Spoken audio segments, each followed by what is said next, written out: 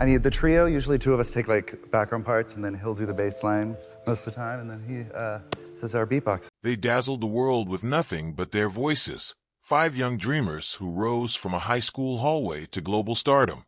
Their harmonies were flawless, their chemistry magnetic, and their success meteoric. But behind the viral covers, the Grammy wins, and the immaculate smiles was a different story. A story that no microphone ever recorded. It's a story of silent battles, hidden heartbreak, and the kind of pressure that doesn't just strain a group, it nearly breaks it. This is the untold journey of Pentatonix. How 5 voices found unity, how fame tested their humanity, and how the loss of a single member left a wound that shaped everything that came after. And the truth behind their rise is far sadder and far more powerful than the world ever realized. Origins of a revolution. How 3 friends sparked a global phenomenon. Long before they became a global musical force, Pentatonix began as something far smaller, quieter, and unassuming. The shared spark of 3 teenagers finding refuge in music. In the suburban corridors of Martin High School in Arlington, Texas, 3 classmates were unknowingly laying the groundwork for a revolution in a cappella that the world wasn't ready for. Scott Hoying, tall, charismatic, and brimming with creative instincts, was the dreamer. He was the kind of teenager who felt music rather than merely performed it. Someone whose presence naturally anchored a room. Beside him was Kirsten Maldonado, whose voice carried both clarity and warmth, a tone that glowed through harmonies with unmistakable strength. And then there was Mitch Grassi, a singular talent whose vocal range and theatrical flair set him apart from almost everyone his age. Together, they didn't just sing, they blended, weaving their voices into something that felt larger than the sum of its parts. Their friendship was more than musical chemistry. It was emotional survival. Each of them, in their own ways, felt like outsiders, too expressive, too artistic, too different for the rigid norms of high school life. But when they harmonized in hallways or empty classrooms, the world seemed to soften. The restrictions that held them back loosened, and the trio realized something. Together, they had found both a sanctuary and a purpose. Their first brush with recognition came almost by accident. A local radio station was hosting a contest, the prize being a chance to meet the cast of Glee. Scott convinced Mitch and Kirsten to record a cover of Lady Gaga's Telephone. They lost the contest, but it didn't matter. What mattered was the spark it ignited. People listened. People noticed. And for the first time, the trio saw a glimpse of what they could become. Years later, when Scott left Texas to study at the University of Southern California, the dream didn't fade. Instead, it evolved. Scott joined the prestigious SoCal Vocals, a powerhouse a cappella group that had already secured national recognition. Being immersed in that environment broadened his musical palette, but it also reminded him of the bond he had left behind. Then came the opportunity that would change everything. NBC's The Sing-Off was holding auditions for its 3rd season, and Scott felt something deep, intuitive, a pull he couldn't ignore. He knew he couldn't compete alone, so he reached out to the 2 people who had first shaped his musical identity, Mitch and Kirsten. But there was a problem. The Sing-Off required groups of 5. They had only 3. That's when fate intervened. First came Avi Kaplan, a vocal bass so rich and resonant that it felt like the ground itself vibrated beneath him. Avi wasn't just talented, he was trained, experienced, and deeply respected in the a cappella world. His tone didn't merely fill space, it created foundation. Then entered Kevin Olusala, a Yale graduate who had stunned the internet with a viral phenomenon the world had never seen before: cello boxing. Playing the cello while beatboxing simultaneously. A skill so unique it defied categorization. Kevin didn't just expand the ensemble's range, he expanded its possibilities. The 5 of them met the day before their audition. One day. That was all it took. When they stepped onto that audition stage, something happened, something electric.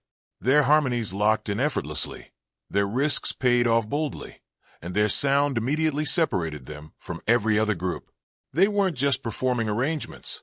They were reinventing the songs themselves, sculpting pop hits into new art. Song after song, they dominated the Sing-Off. Their artistry was precise yet explosive, unexpected yet instantly addictive. They had become a musical organism, 5 voices breathing as one. And when they won Season 3 in 2011, it felt inevitable. Yet victory did not bring the smooth path they expected. Instead, it delivered a harsh and painful truth about the industry. No one knew what to do with a cappella.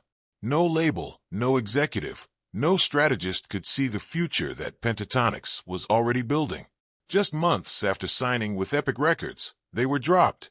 A moment that could have marked the end of their journey instead became the catalyst for a new beginning, a digital rebellion that would redefine modern music and rewrite the rules of success.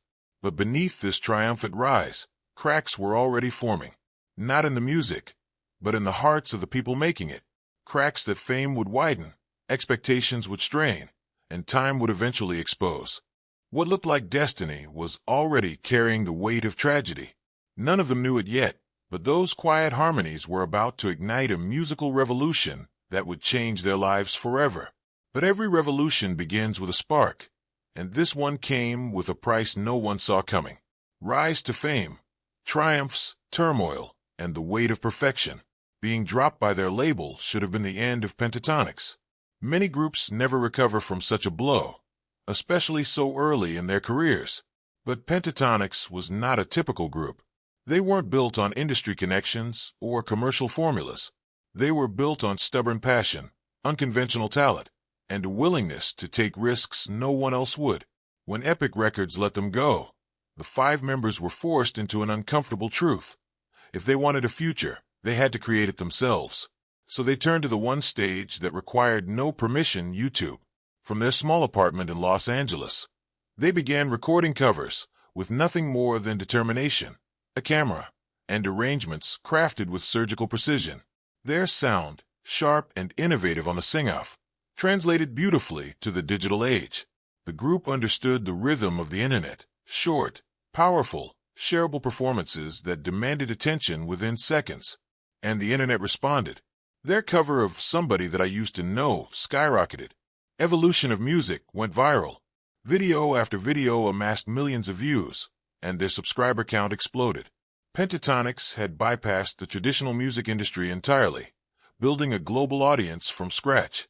Their fans, Pentaholics, didn't just like their music, they were devoted to it. But behind this incredible rise, a pressure began brewing. When you gain millions of new fans almost overnight, expectations follow. The group was no longer creating for fun or curiosity. They were creating for survival, consistency, and the demands of a rapidly growing audience. Every arrangement had to be tighter. Every performance had to be flawless. Every upload had to outperform the one before. Perfection wasn't a goal. It became the standard, the unspoken requirement for their continued success. And it came at a cost. As their online fame surged, their workload intensified. Content creation became constant. Touring schedules grew longer. Rehearsals became more demanding.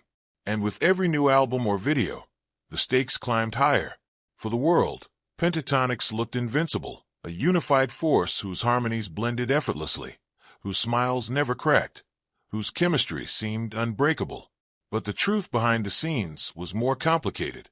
Each member was dealing with pressures the public never saw. Scott, naturally charismatic and positioned as a front-facing leader, felt immense pressure to hold the group together. The burden of creative direction, communication, branding, and expectations rested heavily on his shoulders.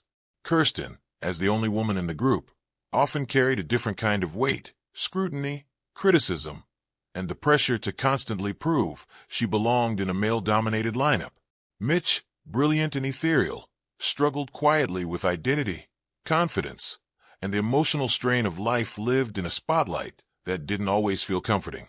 Kevin, steady and disciplined, wrestled with balancing faith, ambition, and the personal sacrifices that came with constant touring and global performances. And Avi, the deep, resonant anchor of their sound, was fighting a battle the others couldn't see clearly at first. The silent strain on Avi Kaplan. From the outside, Avi seemed unshakable, grounded, calm, a quiet presence whose voice provided the group's foundation. But on the inside, the relentless pace of fame was wearing him down. He wasn't built for the spotlight. He was built for simplicity, nature, and authenticity. For Avi, music was spiritual, a connection, not a spectacle. But Pentatonix, by this point, was a machine. A successful machine, but a machine nonetheless. Every tour meant months away from home. Every photo shoot, every rehearsal, every moment spent performing required a version of himself that didn't always feel natural. He loved his bandmates deeply, but the life surrounding the music, the travel, the noise, the pressure, slowly became suffocating. Fans noticed Avi's quietness, his reserved body language, his subtle fatigue, but they didn't understand the depth of what he was carrying. Even the group themselves didn't fully realize how much weight sat on his shoulders, at least not yet. Though fans saw only polished performances and picture-perfect harmonies, the exhaustion was building privately. Hotels, planes, buses, the constant motion blurred their days together. The group was a family, but even families break under enough strain. And within those quiet cracks, something fragile started to shift. The unspoken truth was this: success came fast, but it demanded a sacrifice none of them were prepared for. Even as they collected Grammys, hit billions of views, and sold out tours, emotional fractures deepened beneath the surface. What made them extraordinary also made them vulnerable. The intensity of their artistry, the closeness of their harmony, the expectations of their fans, and the pressure to uphold a perfect legacy. Soon, one member would reach a breaking point that the world didn't see coming, a moment that would change Pentatonix forever. To fans, he was unshakable. To the group, he was their foundation. But even the strongest pillars can crack. As Pentatonix soared higher, Avi was silently slipping away, caught between the music he loved and a life he could no longer survive. The breaking point, Avi Kaplan's silent struggle and heartbreaking exit. For years, Avi Kaplan's deep bass had been the backbone of Pentatonix, the warmth beneath their harmonies, the grounding energy that balanced their bold arrangements. Fans adored him, not just for his voice, but for his gentle presence, his humility, and the quiet strength he brought to the group. But quietly, a storm had been building inside him. Avi loved music deeply, but fame was never his dream. The constant lights, the endless travel, the pressure to perform, and the constant noise. It chipped away slowly.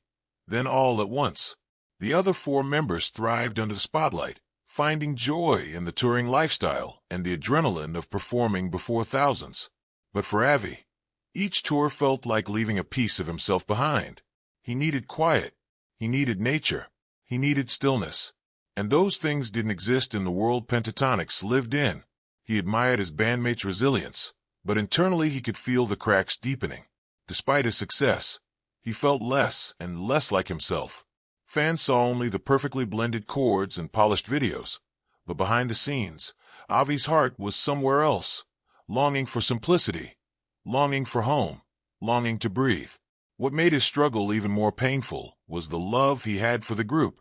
Pentatonix wasn't just a job, it was family. Walking away felt unthinkable, until staying became impossible. In 2017, Avi made the decision he had feared for years. He would leave Pentatonix. His voice shook as he recorded the farewell video, a moment that would shatter millions of fans. He did not blame the group. He did not blame fame. Instead, he spoke with honesty, vulnerability, and heartbreak. It's just been hard for me to not be able to see my family, to not be able to make the music that feels true to me. There was no scandal, no drama, only pain. Avi's departure felt like the loss of a pillar. For many fans, he was the soul of the group, the grounding presence that made Pentatonix's sound feel complete. His exit shook the fan base to its core, leaving questions and grief that lingered long after the announcement. When Avi left, something shifted, not just musically, but emotionally. Fans, too, struggled. Many couldn't imagine Pentatonix without Avi's profound bass lines or his calming presence. Social media swelled with heartbreak, support, confusion, and nostalgia. But grief was only part of the story. The remaining members were faced with an impossible question. Could Pentatonix survive without Avi Kaplan? A replacement would never be another Avi. That was impossible. But the group had to move forward. Enter Matt Salih, a gifted baritone with a rich bass range, a bright personality, and a humility that fit perfectly with the group's ethos. On paper, he was everything Pentatonix needed. But emotionally, the transition was complicated. Pentatonix is a group where every voice matters, exposed, intertwined, vulnerable. Joining meant stepping into a legacy with passionate fans who were still grieving. Still, Matt persevered with grace. He honored Avi's legacy without imitating it, slowly building trust with fans and earning his place within the group.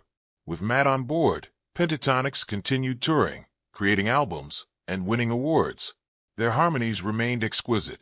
Their arrangements evolved. Their success continued. But something beneath the surface had changed. Avi's departure became a symbol, not of failure, but of fragility. It revealed the unseen emotional labor behind fame.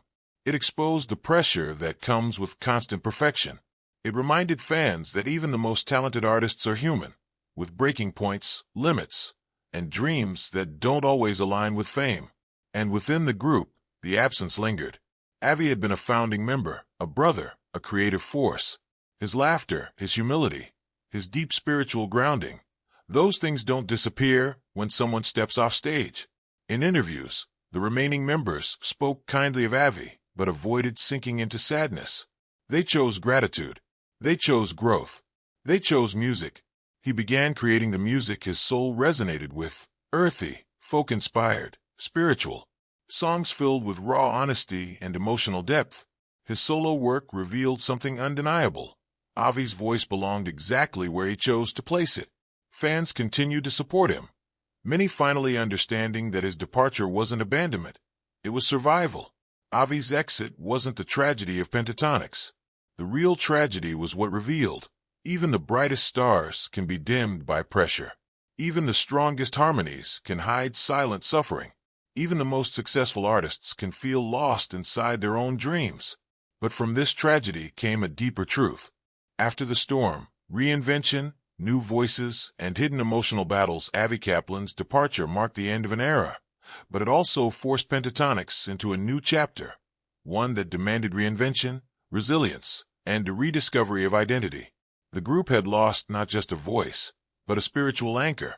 In the wake of that loss, each member found themselves navigating unfamiliar emotional terrain, trying to understand what Pentatonix was now, and who they were within it. When Matt Salih stepped into the role of bass, he inherited not just a position, but a legacy. His arrival was both exciting and terrifying. Fans were grieving Avi, and Matt walked straight into that grief with humility and determination. His warm tone and gentle spirit helped ease the transition, but he felt the weight of expectation in every rehearsal and performance. He had to find a balance between honoring Avi's memory and bringing his own identity to the group. Slowly, he did just that. Over time, he evolved from the new guy into an irreplaceable part of the Pentatonix sound. Yet even as he gained confidence, he wrestled with the internal question of whether he truly belonged, a quiet emotional battle the public rarely saw. Meanwhile, Scott Hoying continued, carrying the heavy burden of leadership. To fans, he always looked confident, smiling, polished, in control. But behind the scenes, the pressure was relentless. He felt responsible for keeping the group's momentum alive, for maintaining the brand, for ensuring their fans remained inspired. When the world shut down in 2020, Scott was forced to slow down for the first time in years. In the sudden silence, he confronted anxieties and fears he had long buried, questions about identity, mental health, and the constant fear of letting people down. His marriage to his partner, Mark Manio, in 2023 became a powerful moment of joy and grounding. But in interviews afterward, he admitted that the emotional strain of leading Pentatonix had left him depleted. His smile had always been bright, but for the first time, he acknowledged the weight behind it. Mitch Grassi, always the group's most enigmatic and expressive member, entered his own chapter of self-discovery. Pentatonix had given him a platform, but it had also placed boundaries on how he could express himself artistically. During the quiet of the pandemic, he explored a deeper, darker artistic identity through his solo project, Mesa. The music was intimate and bold, and the transformation allowed him to explore sides of himself he had kept tucked away for years. It was a liberation, but also an emotional test. In public, Mitch's confidence was captivating, but privately he acknowledged how vulnerability could feel like exposure. His journey through music and fashion became a testament to authenticity, a reinvention that resonated deeply with those who admired his fearless self-expression. Kirsten Maldonado faced a different, but equally challenging struggle. As the only woman in the group, she had long shouldered expectations no one else had to carry. She felt responsible for maintaining unity, for balancing energies, for being the emotional center when tensions rose. Yet her identity often became overshadowed by the group's male-dominated dynamic. The pandemic gave her a chance to breathe and reclaim parts of herself she had set aside for years. Returning to solo music allowed her to rediscover her own voice, one shaped by heartbreak, growth, and self-worth. She began to speak openly about the pressures of being a woman in the industry and the emotional labor she often carried. With each new project, she stepped further into her own power, proving she was more than the harmony she blended into. She was an artist ready to stand alone when needed. For Kevin Olusala, the stillness of the pandemic became a moment of spiritual and personal rebirth. Becoming a father fundamentally changed his perspective. The fast-paced touring lifestyle that once energized him now felt misaligned with the quiet grounding he sought for his family. He leaned into faith and introspection, finding comfort and strength in spiritual practice. His solo album, Dawn of a Misfit, became a deeply personal project that explored self-evolution and purpose. In interviews, Kevin reflected on how the album mirrored his own transformation, stepping into new chapters of fatherhood, artistry, and personal truth. Even as he continued to hold Pentatonix together with his calm presence, he now carried a renewed sense of identity that extended far beyond the stage. Together, these internal transformations reshaped Pentatonix in ways the public could sense, but not fully understand. Their harmony, once effortless, had become something more intentional, woven from growth, pain, and rediscovery. Each member had changed, not just musically, but emotionally. Their sound reflected not only technical evolution, but lived experience. They returned to the world a group transformed, molded by grief and healing, reinvention and resilience. The tragedy of Pentatonix was never a scandal or a feud. It was the quiet suffering behind success, the emotional sacrifices required to maintain a perfect image, the personal battles that echoed behind the smiles and flawless harmonies. But it was also a story of survival. Through loss, identity shifts, and overwhelming expectations, they remained a family, one that learned to adapt, to evolve, and to rediscover harmony even when the world went silent around them. Pentatonix didn't just endure change. They grew from it, and in doing so, they became something more profound than a viral a cappella group. They became a testament to what happens when humans refuse to break, even when the world only hears the music, not the struggle behind it. From the outside, they seem stronger than ever, but behind the curtain, the years have carved scars that even harmony can't hide. As each member confronts who they've become, one question haunts their future. Can Pentatonix continue as one, or has the price of perfection finally caught up with them? Let's find out. Legacy, loss, and the price of harmony. Where Pentatonix stands today. More than a decade after their unexpected rise from a high school trio to global a cappella giants, Pentatonix stands as one of the most influential vocal groups in modern music. Their journey, full of triumphs, fractures, reinventions, and quiet heartbreak, has shaped not only who they are as artists, but who they are as people. Time has changed them. Fame has changed them. Loss has changed them. And yet, through every transformation, they have remained united by one unshakable thread, the music that made them family. From the outside, Pentatonix appears indestructible. Their world tours still sell out. Their holiday specials remain a beloved tradition, marking the start of the festive season for millions of families. Their YouTube channel continues to draw billions of views, introducing their sound to new generations of listeners. Even as music trends shifted wildly, Pentatonix held their ground, proof that pure human voice, stripped of instruments and artifice, still has the power to move the world. But behind the scenes, the group's evolution has been far more human, tender, and complicated. Years of relentless schedules once pushed them to their limits, but now they operate differently, more self-aware, more protective of their mental health, more intentional with their creativity. They no longer chase algorithms or trends. They create from a place of connection, not pressure. Scott has grown into a leader who understands the balance between ambition and well-being. He still pushes boundaries, but he does so with a clearer sense of purpose. His marriage grounded him, softening some of the anxieties that once kept him awake at night. He remains the group's visionary, but now he leads with vulnerability instead of fear. Mitch continues to expand the edges of his identity, both musically and personally.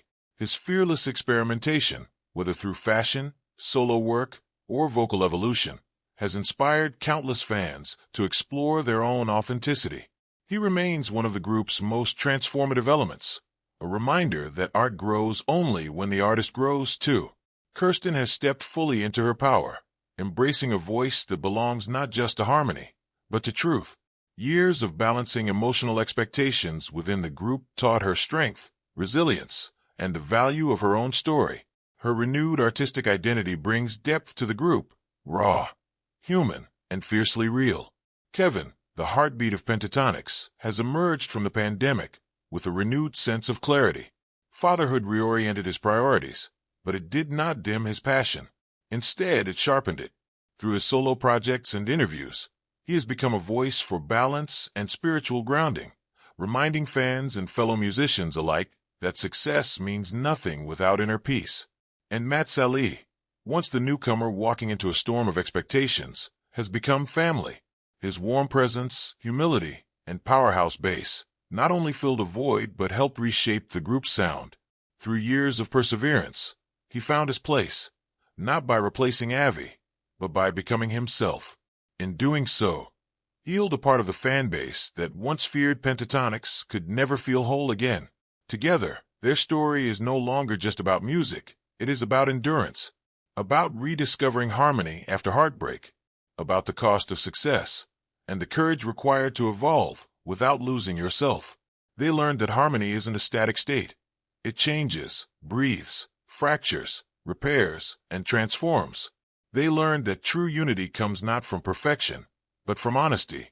Today, Pentatonix stands not merely as performers, but as survivors of an industry that often consumes more than it gives. They have endured burnout, lineup changes, personal demons, overwhelming expectations, and the silent pressures of fame. And yet, they continue to rise, voices intertwined, resilient as ever. Their legacy is not defined solely by their Grammys, viral hits, or sold-out tours. It's defined by the millions of people their music has comforted, inspired, or carried through darkness. It's defined by their willingness to be vulnerable, to change, to keep singing even when the world felt heavy. What lies ahead remains a mystery. Perhaps more albums, perhaps more daring reinventions, maybe new solo ventures, maybe one day a gentle, graceful farewell. But for now, Pentatonix remains a living testament to the power of voice. Not just the one that sings, but the one that speaks truth. And as long as their voices rise together, one thing remains clear. Pentatonix's greatest harmony has always come from their humanity.